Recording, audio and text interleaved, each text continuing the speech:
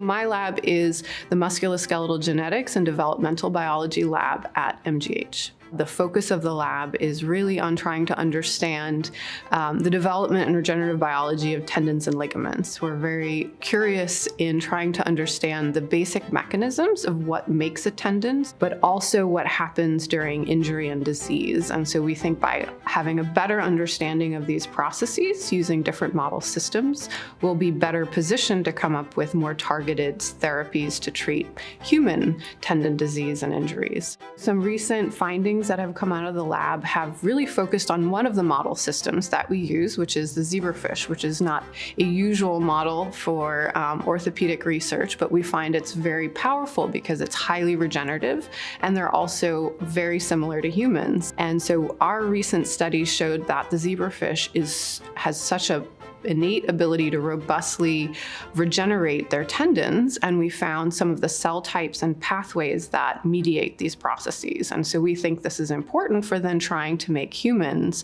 better regenerators of their tendons. We collaborated with a few surgeons in the Department of Orthopaedic Surgery. In particular, we collaborate with Scott Martin. We did a high throughput drug screen and identified drugs that can turn on markers that are indicative of cartilage or tendon.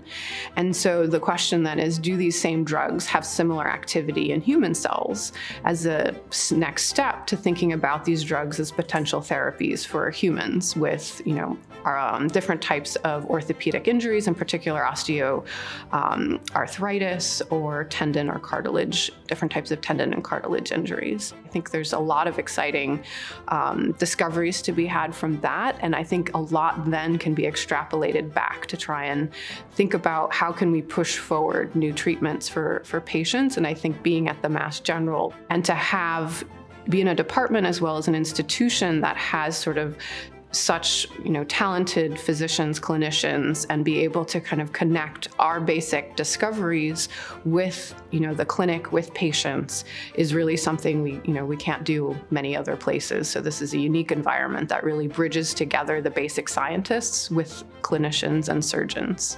It's really a privilege to be able to do what we do and kind of be at the forefront of science and discovery, but also have an impact on patients' lives.